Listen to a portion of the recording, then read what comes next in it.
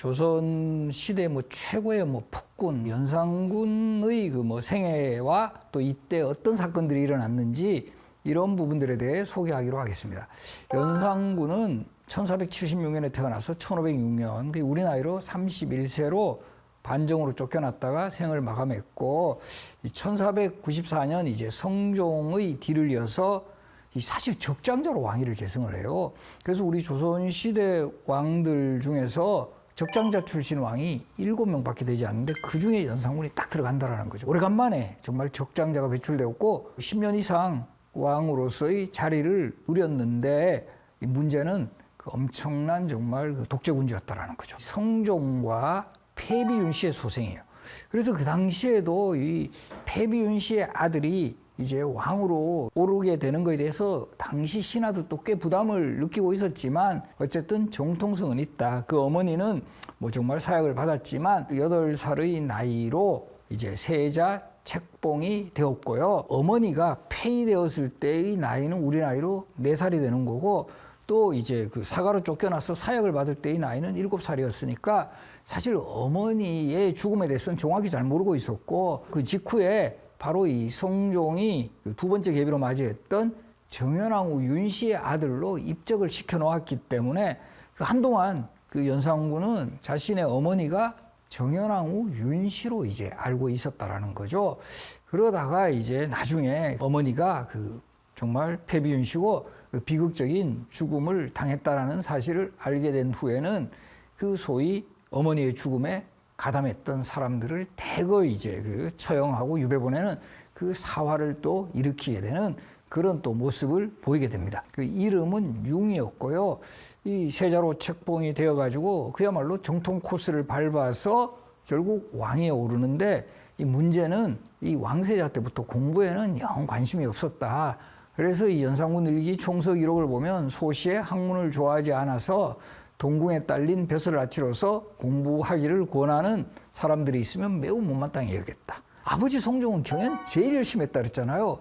근데 이상하게 이 아버지의 그런 좋은 점은 잘 안 닮은 것 같아요. 오히려 그 세자 시절부터 아버지가 경연 열심히 하면서 신하들하고 계속 소통하고 이런 모습을 좋게 보는 게 아니라 아버지 왕인데 왜 저렇게 살아? 나는 저렇게 살지 않을 거야. 그래서 이 연산군이 왕이 된 후에 제일 먼저 한 일 중에 하나가 경연을 폐지해버리는 거예요. 그리고 우리 조선시대에 왕을 비판하고 견제하는 장치로서 언론 3사라에서 사원부, 사관원, 홍문관, 연산군 때는 이런 기관을 폐지하거나 기능을 완전히 축소해버립니다. 그러니까 왕을 비판하고 견제할 수 있는 기능을 거의 상실시켜버려요. 그야말로 독재군주로서의 길을 그대로 가게 되는데 이 과정에서 큰 사건이 일어납니다. 바로 이 1498년에 일어나는 무오사인데요. 1498년이 무오년이고 살인파들이 화를 입었다 해서 무오사라고 합니다. 이 무오사의 발단이 된 사건은 바로 이 성종실록의 편찬 과정에서 사초 문제가 발생합니다. 이게 무슨 이야기냐면 조선왕조실록은 왕이 돌아가신 후에 전왕의 실록을 편찬을 하는 게 관례가 되어 있습니다. 자, 그러면 연산군 때는 어떤 왕의 실록을 편찬할까요? 바로 성종실록이죠. 이 실록 편찬한다고 해가 이때부터 우리 실록 쓰자 이게 아니라 왕이 살아 계실 때 바로 이 사관들을 배치를 해서 왕이 주재하는 회의라든가 왕이 어디 행차에 나섰거나 이럴 때 항상 따라다니면서 이 기록을 해요. 왕의 일거수일투족. 이것을 모은 것을 사초라고 하고요. 왕이 돌아가시면 요 사초들을 다 모아서 다 싣는 건 아니에요. 그 중에서 이게 정말 후대까지 꼭 기록으로 남겨야 될 내용들을 실록에다가 바로 이제 활용을 하게 되는 거죠.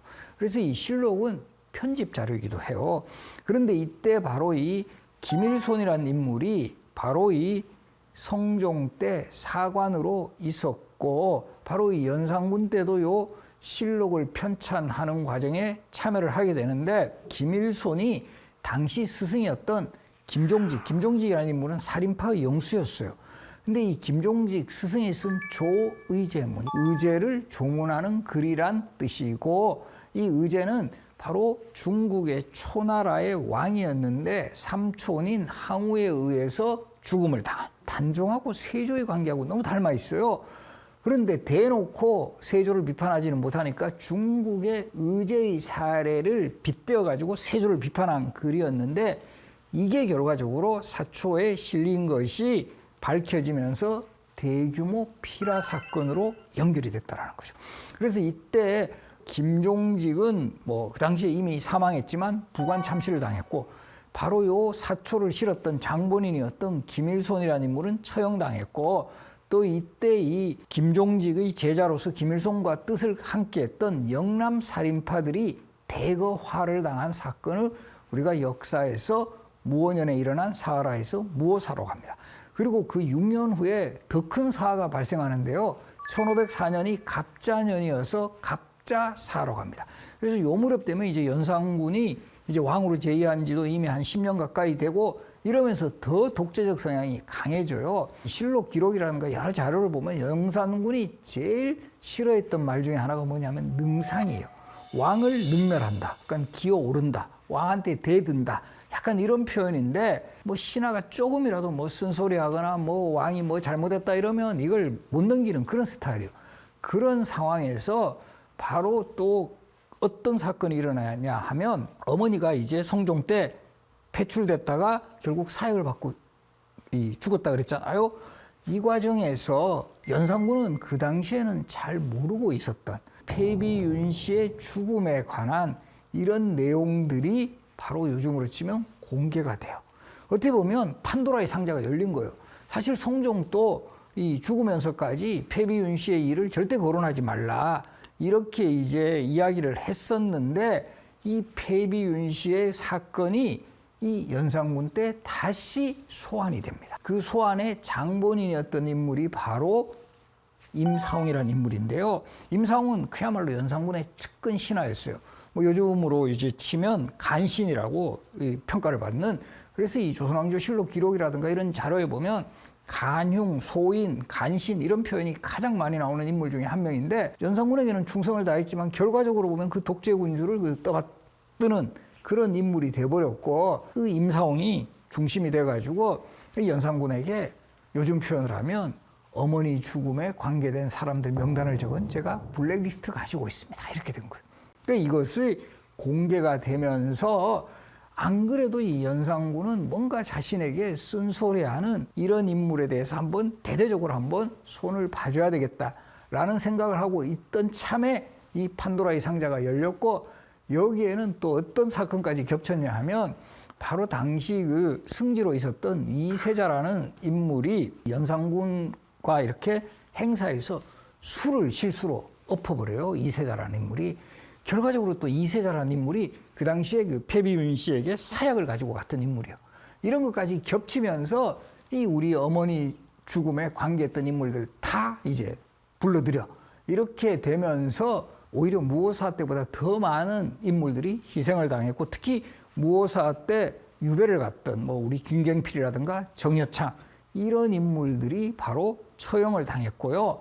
그리고 바로 그 권력의 하신이었던 한명회조차도 성종 때 어쨌든 측근 신하였기 때문에, 그래서 이 한명회가 이때 부관 참시당합니다. 이렇게 이제 갑자사는 살인파들만 화를 입은 게 아니라 이 연산군의 그 소수 측근만을 제외하고는 훈구파 대신들도, 성종 때 국정 경험을 많이 가지고 있었던 이런 인물도 대거 처형당하는 바로 그런 사건이었고, 무오사, 갑자사, 연이어 사를 일으키다 보니까 신하들도 이제 겁이 나는 거죠. 이 연산군에게 괜히 이야기 잘못했다가는 언제 죽을지도 모른다, 이런 분위기 속에서 연산군은 그야말로 자신이 하고 싶은, 그래서 뭐 대표적으로 이 원래 사냥하는 거 좋아해요. 금표라 해가지고 왕이 사냥을 하기 위해서는 요즘으로 치면 뭐 그린벨트 지역처럼 이거 민간인 통제 지역 이런 것들을 대거 확보를 해가지고 뭐 사냥의 혈안이 되었고, 뭐 자신이 이렇게 뭔가 이렇게 놀 이런 분위기를 만들려면 그 뭔가 재정이 좀 튼튼해야 되겠죠.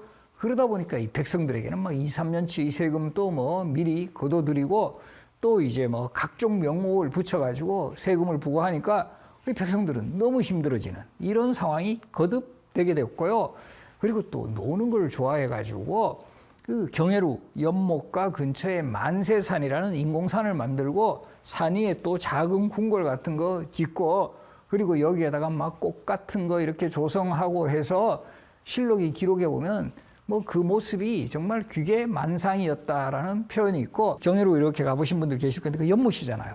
배를 만들어요. 용주를 만들어 가지고 이 연못 위에다가 띄워놓고 채색 비단으로 또 연꽃을 만든 후에 여기에서 이제 뱃놀이 하는 거예요. 그때 동원되었던 기생을 칭하는 명칭이 운평, 운평에서 승진하면 흥청이 되는 거예요. 이걸 사람들이 조롱해서 뭐라고 부른다? 흥청망청. 흥청들 데리고 노니까 나라가 망하겠더라.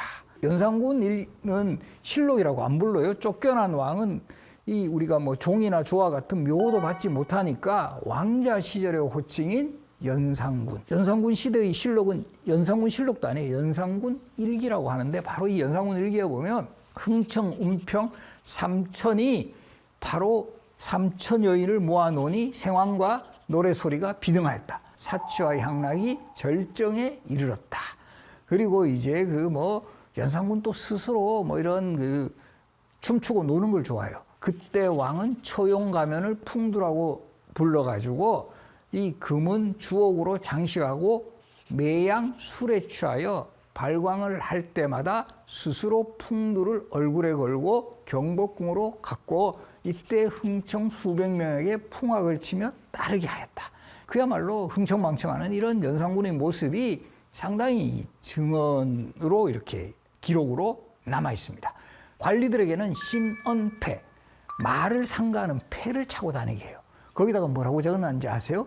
입은 화해문이고 혀는 몸을 자르는 칼이다. 입하고 혀 함부로 놀렸다가는 죽어 이렇게 되는 거예요. 그리고 이제 관리들이 쓰고 다니는 사모관대에다가는 충성 두 글자 쓰게 해가지고 다니게 했다.